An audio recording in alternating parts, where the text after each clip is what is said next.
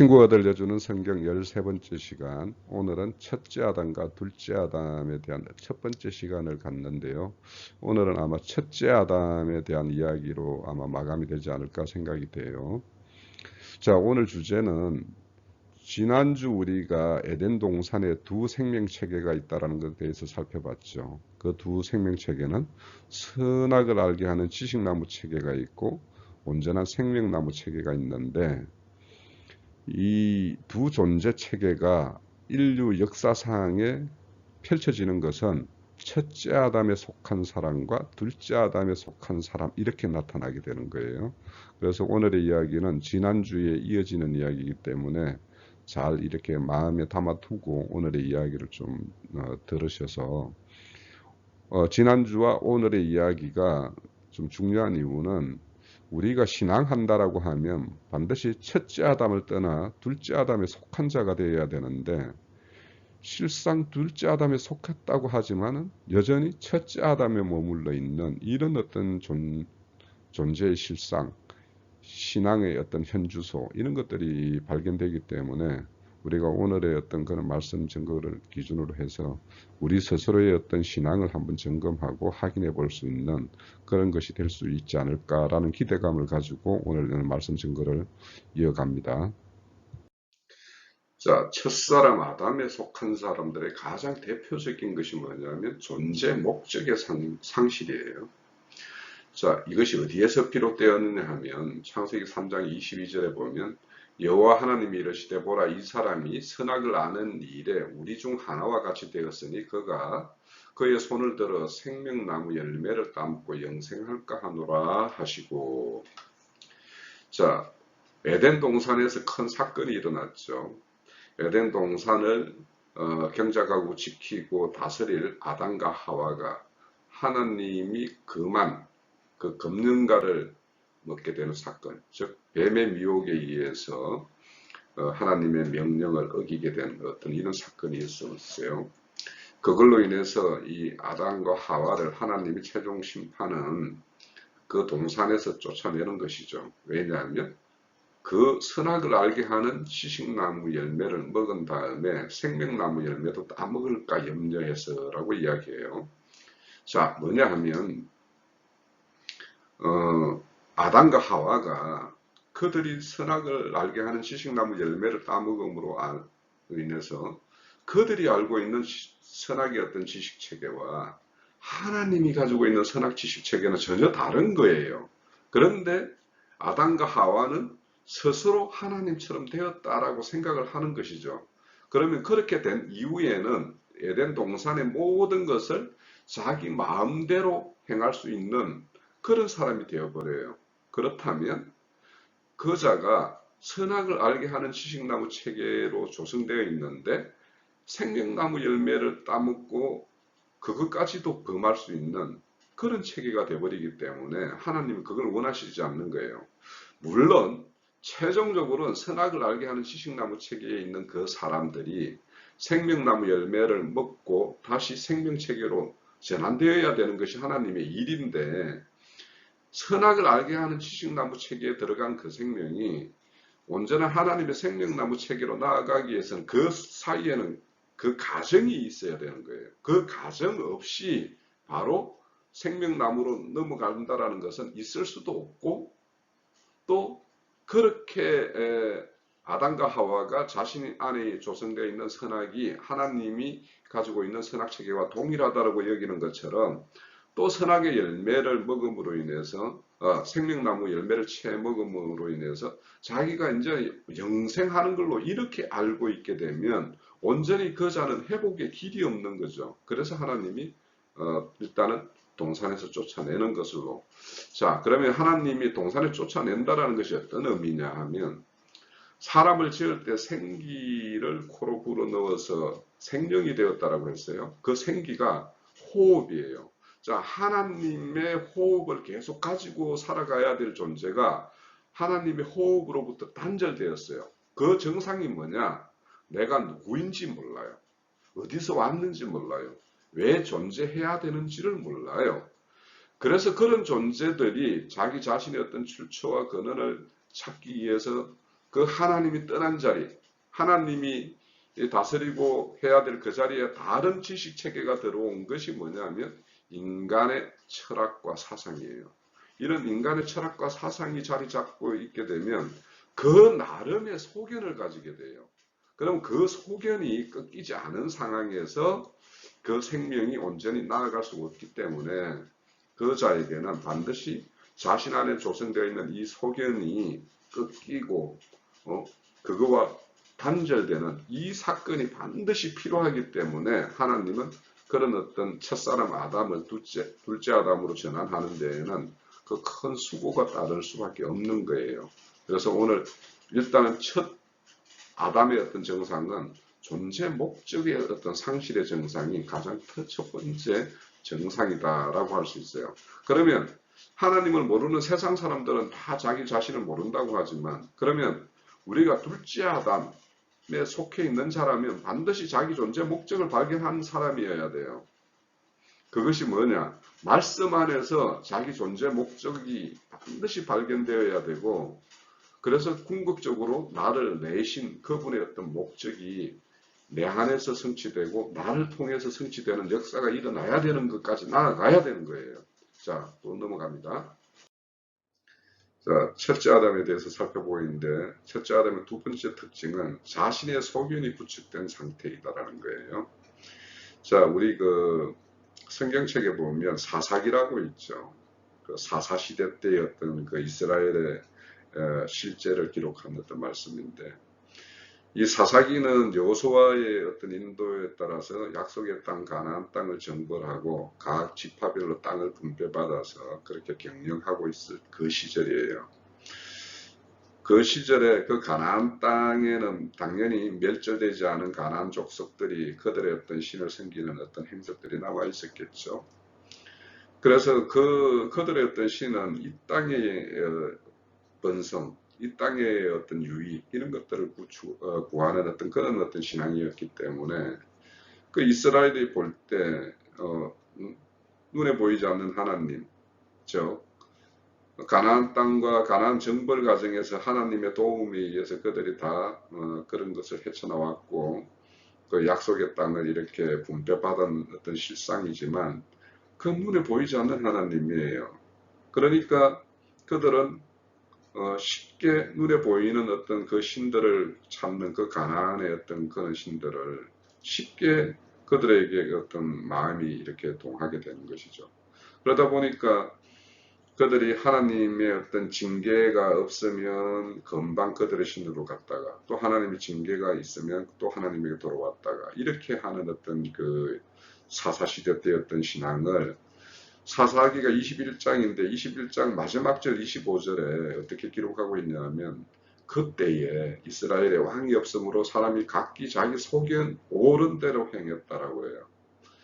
자, 그들이 왕이 실제는 만왕의 왕이고 만주의 주이신 그분의 어떤 인도에 따라서 이렇게 애굽을 떠나서 약속의 땅까지 이렇게 나아왔음에도 불구하고 그 왕들을 그냥 쉽게 잊어버린 것이죠. 그렇다 보니까 자기 어떤 소견대로 이렇게 나아가는 것인데 우리 신앙한다라고 하는 사람 중에서도 이런 어떤 소견대로 행하는 사람이 참 많아요.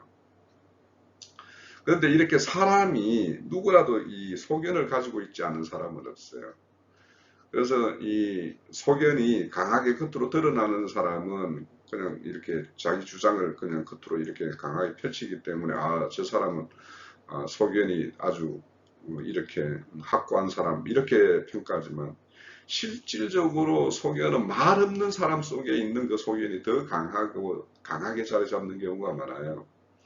실질적으로 세상에 법 없이 또 사는 선한 사람이라고 평가받는 사람일수록 그 사람 안에는 자기의 어떤 소견이 강하게 자리 잡고 있어요. 그거는 누구도 쉽게 끌 수 없을 정도로.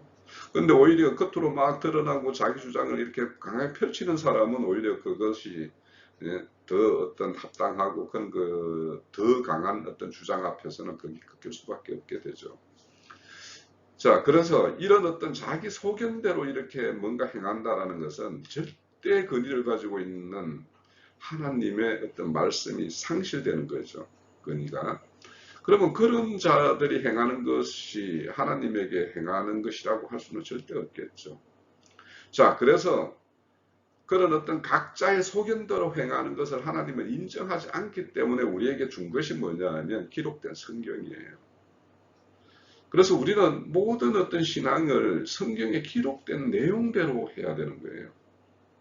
또 물론 성경의 내용을 문자와 어떤 그 율법적 그런 어떤 말씀으로 이해를 해서 행하면 그거는 오히려 그것이 죽이는 것이 되지만, 이 성경의 어떤 내용은 하나님의 어떤 성령의 감동으로 된 것이다. 우리가 이 친구들하고 나눌 때 성경에 대해서 처음 이렇게 열 때 아마 이야기를 나눴을 것 같은데, 그 성경이라고 하는 경이라는 게 그 캐논이에요. 그죠? 캐논이라는 것은 척도교 표준이고 기준이라는 의미예요. 그러면 우리는 각자의 가지고 있는 어떤 소견들을 이 성경에 맞추어서, 기록된 말씀과 맞추어서 이게 맞는가를 늘 우리는 살펴야 되는 거예요. 이거를 그렇게 그런 어떤 그 성경과 비춰보는 이런 것이 아니면 우리는 언제든지 우리 소견대로 행할 수밖에 없는 그런 거에 늘 노출되어 있는 상태예요. 그래서 첫사람 아담은 이렇게 자기 소견이 구축되어서 그 소견을 펼치는 그 사람이 첫째 아담이에요. 우리가 둘째 아담에 속한 사람이라면 반드시 하나님이 제시하는 그 표준과 기준과 척도가 되는 이 성경에 비추어서 우리는 행하고 신앙을 하는 어떤 그것이 거의 몸에 배어야 돼요. 그래서 그것이 우리의 어떤 첫사람을 떠난 둘째 사람의 어떤 속한 어떤 정표이기도 해요. 자, 그래서 우리가 이 첫사람 아담에게 그 구축되어 있는 이 자신의 사람에서 난 것, 땅에서 난 이는 소견은 반드시 하나님의 어떤 말씀에 의해서 꺾여지고 그것이 그 사람에게서 떠나야지만이 온전히 하나님의 어떤 그리스도의 세계로 우리는 나아갈 수가 있어요. 그래서 우리가 첫째 아담의 어떤 소견이라는 것, 그것은 반드시 땅에서 났고 사람에서 난 것이기 때문에 하나님에게서 난 바른 소견에 의해서 반드시 그거는 척결돼야 되고, 그래서 그것이 척결된 다음에야 우리가 둘째 아담으로 넘어갈 수 있다는 이 사실을 우리는 늘 염두에 둬야 됩니다. 자, 첫 아담에 속한 세 번째 특징은 외식이 습성화된 상태라는 거예요. 자, 이 외식이 어디에서부터 등장하냐 하면 창세기 3장에서부터 등장하는데 10절, 11절을 보면 내가 동산에서 하나님의 소리를 듣고 내가 버섯섬으로 두려워하여 숨었나이다. 이러시되 누가 너의 버섯섬을 내게 알렸느냐? 내가 내게 먹지 말라 명한 그 나무 열매를 내가 먹었느냐? 자, 버섯섬으로 그것이 두려움이 된 거예요. 그래서 그 두려움을 감추려고 숨어버렸던 거죠. 그런데 하나님이 누가 너에게 그 너의 버섯섬을 알게 했느냐라고 이렇게 물으면서 하나님은 딱 그걸 누가 알렸다라는 것을 알죠. 그 나무 열매를 먹음으로 인해서 스스로 버섯섬을 알게 된 거예요. 그럼 그전에는 벗지 않았느냐 하면 벗었어요.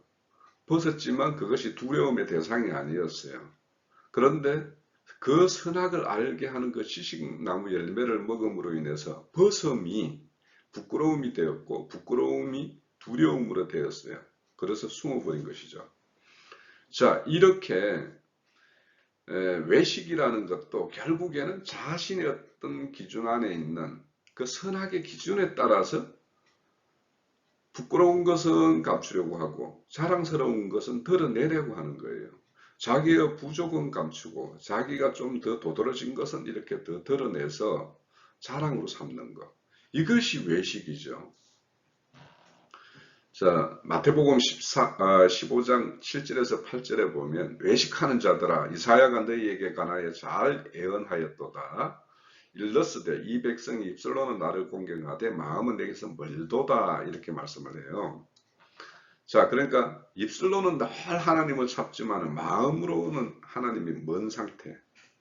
이 상태를 그 당시 주님이 이 땅에 오셔서 유대 땅의 그 종교 지도자의 어떤 행습을 보고 그들에게 외식하는 자라고 강하게 질타하는 말씀이 많이 등장을 하고 있죠. 이 외식이 히포크리테스예요. 여기에는 대답하는 자, 사칭하는 자, 위선자 이런 말이 있지만 배우, 연극 배우 이런 것들 뜻도 있어요. 자, 연극 배우라는 것은 자신의 어떤 실제 삶과 그 무대에서 펼쳐 보이는 것이 전혀 다른 내용이죠. 당연히 무대에 올라오는 그 극은 사람이 인위적으로 극본을 써가지고 연출을 해서 이렇게 남에게 보이는 것이기 때문에 실제와는 거리가 있죠. 자, 이것은 이제 다른 성경의 말씀이나 보면 두 마음을 가진 자 이런 말을 하고 거짓 입술을 가진 자, 그러니까 속과 그 사람이 내는 말이 다를 때 이럴 때 이제 외식하는 사람이라고 평가를 하죠. 자, 그래서 예수님이 이 땅에 오셔서 그들을 보고 회칠한 무덤, 평토장 이렇게 말을 해요. 그 무덤은 그 당시 부정한 것이기 때문에 사람들이 거기를 이렇게 지나가지 않으려고 그러죠. 그런데 그 사람들, 그 유대 종교인들을 보면은 실제는 사망에 거하는 자들이고 이미 죽은 자들인데 스스로는 겉을 이렇게 분칠을 하고 해서 그럴싸한 모양으로 이렇게 내기 때문에 그 속을 보고 주님은 그들을 회칠한 무덤이라고 그러고, 또 평토장은 실질적으로 죽은 묘자리가 있는 자리인데 거기가 부정하다고 하니까 그 묘 분봉을 이렇게 없애버려서 거기가 묘자리가 아닌 것처럼 이렇게 한 것을 평토장이라고 그러죠. 자, 이와 같이 자신의 어떤 종교적 열심을 내는 그들의 대부분의 모습은 뭐냐면 이렇게 외식이 습성화되어 있어요.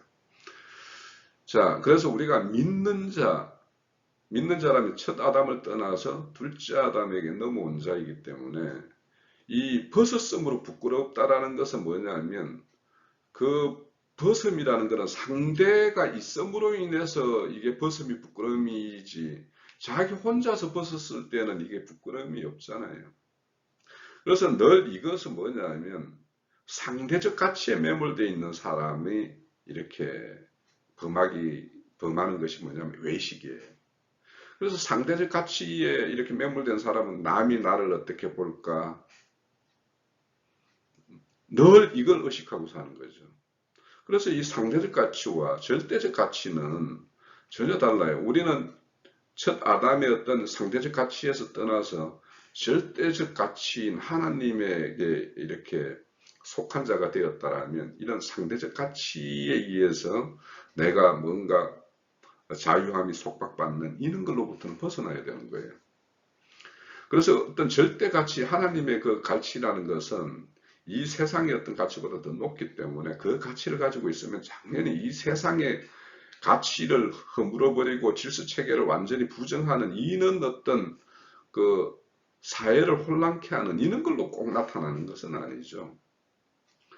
자, 그리고 이 외식이라는 것은 이렇게 아까 연극 무대 배우라고 이야기를 그런 뜻이 있다고 그랬는데 결국에는 가면을 쓴 그런 상태를 외식이라고 이야기하죠. 제가 요즘에 그 MBC에 보면 이게 복면가왕이라고 있어요. 이제 가수들이 가면을 쓰고 나와요. 그리고 자기 어떤 알아볼 수 없도록 이 옷차림이나 이런 것들을 입고 나오는데 거기에 나오는 가수들은 그 가면을 씀으로 인해 가지고 오히려 남을 의식하지 않고 자유롭게 그 자기의 어떤 본 모습을 그렇게 표출하는 그런 무대를 가지거든요. 그래서 그 무대를 그 사람이 펼치고 나서 실제 저 사람의 어떤 모습이 드러났을 때, 거기 관중들이나 TV를 바라보는 사람들이, 저 사람에게 저런 면이 있었어? 내가 알고 있던 그 사람과 전혀 다른 모습인데? 이렇게 다들 이렇게 평가를 하죠. 그래서 이런 어떤 사람이 살아가는데 이 가면이라는 것은 남을 의식함으로 인해서 내가 더 집어 씌우는 것도 있고 또 남들이 나에 대해서 이런저런 어떤 평가를 들음으로 인해 가지고 나도 모르게 내가 가면을 이렇게 씌워지는 어떤 이런 측면이 있어요. 그래서 우리가 이런 어떤 외식이라는 것은 내 스스로의 어떤 상대적 가치에 매몰되어서 나오는 것도 있고, 남들이 나에 대해서 어떻게 평가하는가 여기에 너무 이제 이렇게 관심 가지게 되고, 그렇게 되면 자신의 어떤 실제의 모습을 이렇게 펼쳐 보이지 못하는 이런 것들이 있어요. 그래서 우리가 이런 어떤 첫사람 아담에 속한 사람들은 이런 극과 속이 다른 이런 것에 늘 매몰되어 있기 때문에, 우리가 이렇게 교회 중에 우리 신앙 중에 있는 사람이 이런 외식의 모습을 보이는 것, 이거는 누구라도 어느 정도의 이것로부터 완전히 떠났다라고는 이렇게 말하기가 쉽지 않지만, 그래도 인간의 어떤 중심적인 어떤 가치 판단 기준 체계나 이런 것들은 우리는 상대에서 절대로 이전되어서 우리의 어떤 모든 것이 궁극적으로 우리가 지향하고 추구하는 것은 이런 겉과 속이 다른 것이 아니라 겉과 속이 늘 일체되는 이런 방향으로 나아가는 것이 참신앙인이죠. 자, 또 살펴봅니다. 자, 첫사람 아담에게 속한 자의 특징이 외식이 습성화된 것인데, 외식은 결국에는 사칭하는 것으로 이렇게 나타나게 되어버려요. 결국에는 그렇게 기결이 돼요. 자, 이런 어떤 사칭하는 사건이 어디에서 일어나느냐 하면 창세기 6장에서부터 비롯돼요. 여기 보면 창세기 6장 2절에서 4절의 내용을 보게 되면 하나님의 아들들이 사람의 딸들을 보고 그 아름다움을 보고서는 자기들이 좋아하는 대로 모든 여자를 자기 아내로 삼는다고 이야기를 해요. 그래서 그 여자들과 낳은 자식이 누구냐면 네피림이 되고 용사가 되고 명성 있는 사람이 되고 이렇게 하는, 그래서 이렇게 된 이 사건 때문에 하나님이 사람들에게서 떠나버리는 어떤 사건이 되죠. 사람이 다 육신이 되어버렸기 때문에. 자, 그러면 하나님이 떠난 이자들, 그래서 용사가 되고 명성가가 되고 네피림이 된 자들, 이 자들의 어떤 사건의 이야기가 오늘날 이 시대에 재현이 된다면 어디에서 일어나는 일인가? 누구에 의해서 주도되는 이야기인가? 창세기 6장의 말씀이 오늘날 그것이 다시 이 시대와 아무 상관없는 이야기라면 이거는 성경에 기록되어 있을 필요가 없죠. 그런데 성경의 역사나 인류의 역사나 늘 반복되듯이 이 역사는 오늘 이 시대도 반드시 일어나고 있고 그런 현장이 목도가 돼요. 자, 성경은 우리 믿는 자에게 준 책이에요. 믿지 않는 자에게 준 책이 아니에요. 그러면 믿는 세계에서 용사가 되고 명성이 있는 사람이 되고 네피림이 되는, 또 많은 여자를 자기 아내로 삼아버리는 이런 일이 누구에 의해서 주도되고 있는가를 한번 알아봐야 될 거 아니에요. 자, 바울 사도는 하나님의 아들들의 입장에서 정결한 처녀를 신부담장을 잘 시켜서 그리스도 예수 참남편에게 중매하는 일이 자신의 본분이라고 이야기했죠. 그러면 오늘날 이 창세기 6장의 이야기는 그렇게 해야 될 그 아들들이 자기에게 찾아온 그 여자들을 다 자기 좋을 대로 자기 아내를 삼았다라는 거예요. 그러니까 하나님에게 중매하는 일은 뒷전이고 자기 아내로 삼았다는 것은 자신의 어떤 소유가 되게끔 했다라는 것이고, 결국에는 이것이 오늘날로 보면은 자기 배를 불리는 어떤 도구화 시켜버리는 이런 역할로 나타난다라는 거예요. 그러면 이런 일을 범할 수 있는 것은 우리가 일반 교회를 이루는 중에 일반 오늘날 뭐 그런 교회에서 말하는 평신도들이 범할 수 있는 일은 아니잖아요. 용사고 명성 있는 사람이 교회 중에 어떤 사람이 용사고 명성 있는 사람이에요? 그 교회를 책임지고 있는 사람들 아닐까? 거 아닙니까? 그들에 의해서 이런 일이 벌어지고 있다라는 거예요. 그럼 오늘날 이 일은 그 노아 시대 때 이야기지 오늘날 우리와는 아무 상관없는 이야기라고 할 수 있나요? 오늘날 신학교 가면 인간 스스로 하나님에 대한 지식을 교리라는 걸 통해서 이렇게 배우게 되죠. 지식을 쌓게 돼요. 그 지식에 따라서 자기 안에 소견을 이렇게 따득 채우죠. 그래서 그런 사람들이 자신이 그 어떤 신학을 나왔다라는 그걸 명분 삼아서 하나님 아들이라고 자칭해요. 그들 중에서 정말 하나님의 아들을 사칭하는 사람이 없을까요?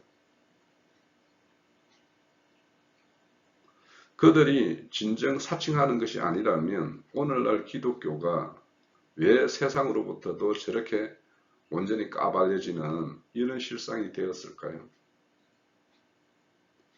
자, 우리가 오늘날 우리 대한민국은 이런 사칭하는 자에 의한 그 어떤 실상이 적나라하게 드러나는 오늘날이에요. 그래서 우리가 교회라고 해서 다 교회 아니에요.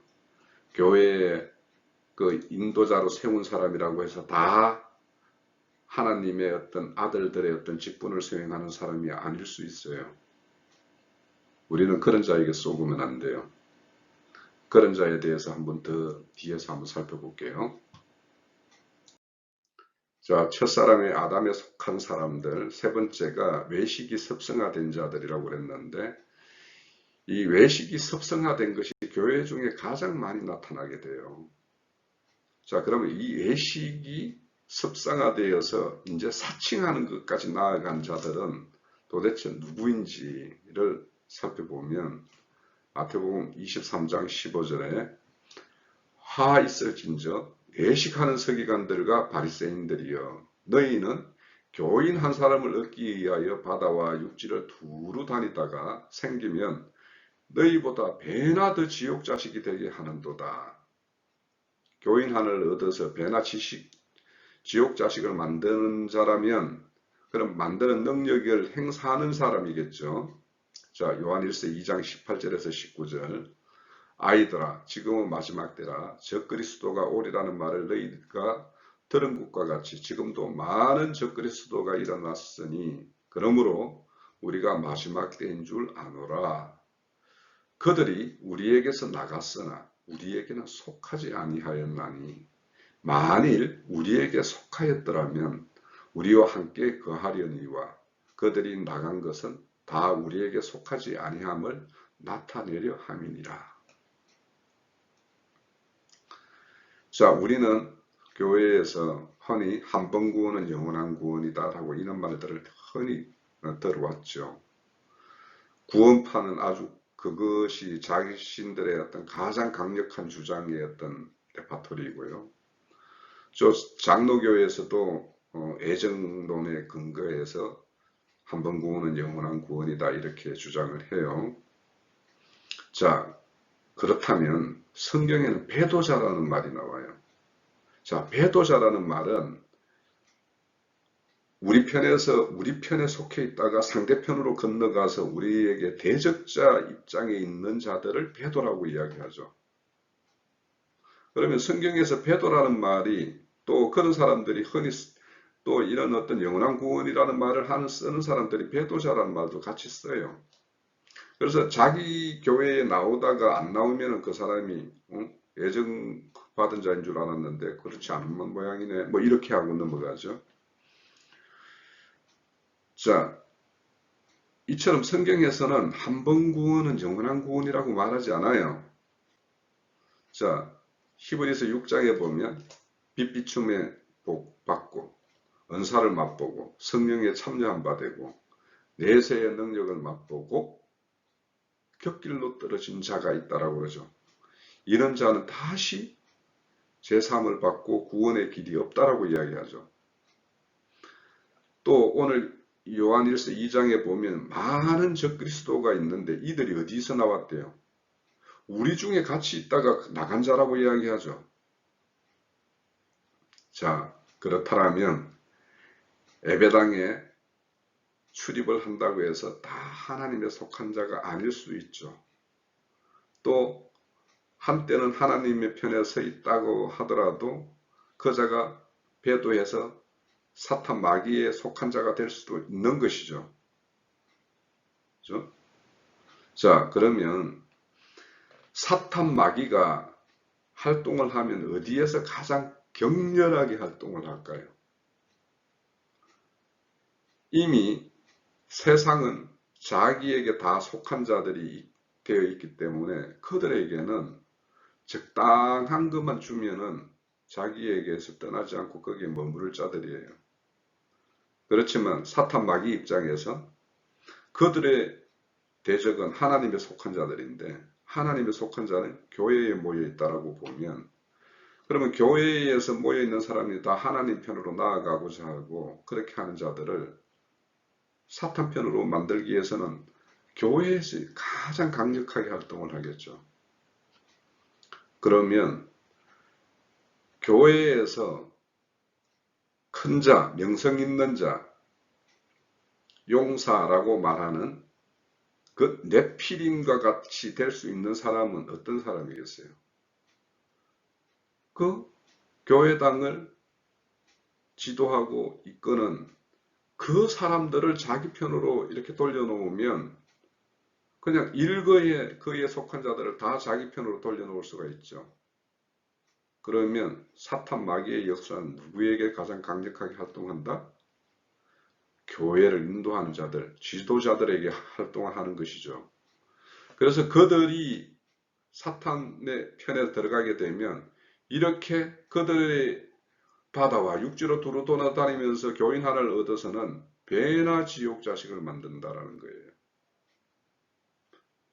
이런 말이 일반 우리 오늘날 그런 교회에서 말하는 평신도들에게 경고하는 말이 아니죠. 뭔가 단위를 이끌고 있는 그런 지도자들에게 하는 말이죠. 그래서 이런 외식이 그런 사칭하는 자로 넘어가게 되면 큰일 나는 거예요. 그런 자에게 매여 있으면 도매금으로 다 넘어가게 돼 있는 거예요. 오늘날 교회 보세요. 오늘날 교회의 모습을 보면 이 교회가 세상을 구원할 모습인가요? 아니면 세상으로부터 완전히 짓밟히는 그런 실상이 되어버렸나요? 이건 누가 만들었죠, 이렇게? 이렇게 만드는데 주도한 거는 그 교회를 이끄는 지도자급들이에요. 오늘날 한국 교회라고 보면 대형 교회의 목사들이 이렇게 만들었죠. 정강물이라는 그 괴물을 만드는 데는 큰 교회들이 다 뒤에서 배경이 되어준 그 덕에 그렇게 된 것이죠.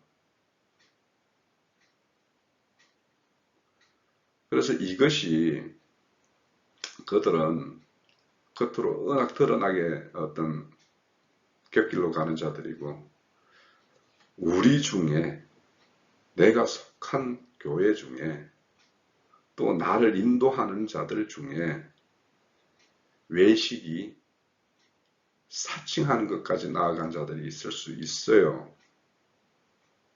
그래서 우리 첫사람 아담에 속한 그들이 둘째 아담까지 나와왔다가 다시 첫 아담으로 떨어져 버린 그런 자들이 너무도 많이 오늘날 교회의 책임자, 지도자급으로 이렇게 활동을 하고 있다는 이 사실을 알아야 돼요. 평신도들 보고 저 그리스도라고 이렇게 칭할까요? 그러면 저 그리스도가 어디 절간의 스님이 우리가 입장에서 보면 저 그리스도일까요? 아니라는 거예요. 바른 길로 가다가 격길로 떨어진 자 그들이 행하는 것이 다 저 그리스도의 어떤 길을 행하는 거예요.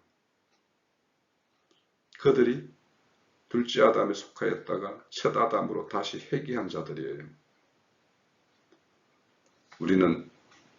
우리가 속한 교회가 혹 이런 교회의 모습은 아닌지 우리는 두 눈 뜨고 부릅떠야 돼요. 우리의 영원한 생명이 달려있는 문제예요. 자, 또 봅시다. 자, 첫째 아담에 속한 그 속성들을 헤아려 보고 있는데요. 첫째 아담에 속한 그 모든 어떤 요소들, 속성들은 수만 가지, 수백 가지가 되겠죠. 그렇지만 그것을 낱낱이 헤아릴 수는 없는 것이고, 그래서 제 나름의 어떤 크게 분류를 해서 이렇게 살펴보고 있는 중이에요.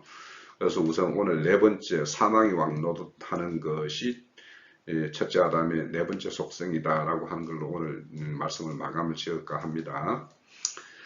자, 사람은 원래 하나님이 지을 때 사람에게 큰 뜻을 두었죠. 이 우주 만물을 다 다스리게 하는 이 통치권자로 이렇게 세우는 것이 하나님의 뜻이었어요.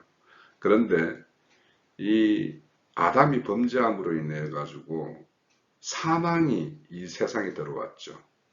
그래서 사망이 왕노릇하는 그 사람들의 어떤 속성은 다 첫째 아담에 속해 있다라는 거예요. 그러니까 우리가 여전히 육신의 죽음이 두려워서 그 사망이 우리를 지배하고 있으면 우리는 첫째 아담에 아직까지 여전히 속한 사람이 되어 있다라는 것이에요. 자, 여기서 말씀해 보면 아담은 오실자의 모형이라고 그러죠. 자, 이 오실자의 모형이라는 것은 첫사람 아담은 사망이 왕노릇하는 자의 대표주자라는 거예요. 그런데 둘째 아담은 이 사망이 왕노릇하는 것을 깨어버리고 생명이 왕노릇하게 하는 그 대표주자로 예수 그리스도가 등장하는 것이죠. 그래서 예수 그리스도를 둘째 아담이라고 하는 거예요. 그런 어떤 사망과 생명 이 두 체계에서 대표주자라는 측면에서 오실자의 모형이라고 하는 거예요. 자, 첫사람 아담은 이런 어떤 사망이 왕노릇하는 어떤 인원 체계에 떨어져 있기 때문에 완전히 마귀의 통치하에 떨어져 버린 존재가 되었어요. 그래서 사람에게 원래 만물을 통치하고자 하는 하나님의 어떤 계획도 다 인간에게서는 상실된 상태가 되어버렸죠. 또 하나님 안에서 그 하나님이 공급하는 그 생기 호흡을 가짐으로 인해서 그 사람 안에게는 평안과 안식이 이렇게 주어지게 되어 있는데 하나님과 단절로 인해서 이런 평안과 안식까지도 다 상실해 버렸어요. 그래서 이 모든 걸 상실한 상태를 짐승인간이라고 이야기를 해요. 성경에서는. 그래서 인간은 하나님의 그 숭고한 뜻이 다 상실되어서 짐승인간으로 전락한 상태가 되어버렸다는 거예요. 그런데 짐승인간의 특징은 뭐냐면 말씀의 권위를 멸시해요. 하나님의 말씀의 권위는 죽은 자를 살리는 생명이라는 거예요. 그런데 이 말씀을 권위를 멸시하는 자에게는 이 생명, 죽은 자도 다시 살릴 수 있는 죽음에서 해방시키는 이 참 자유를 맛볼 수가 없게 돼요. 그래서 참 자유를 상실하게 돼요. 그래서 그 사람은 여전히 죽음의 속박으로부터 자유하지 못하고 그래서 육체의 죽음의 노예가 되어버렸어요. 그래서 우리 히브리서에는 하나님의 자녀가 죽음의 어떤 종로로 타는 어떤 그 상태가 되어버렸기 때문에 주님도 이 땅에 그 육체에 행사하는 그 사망의 권세를 다 깨어버리기 위해서는 주님이 이 땅에 육체를 입고 오셔서 그 사망이 왕노릇하는 그 권세를 다 깨어버림으로 인해서 그 하나님의 어떤 권속들을 그 사망의 어떤 권세에서 구원해내는 이 일을 위해서 육체를 입고 오셨다라고 말씀을 해요.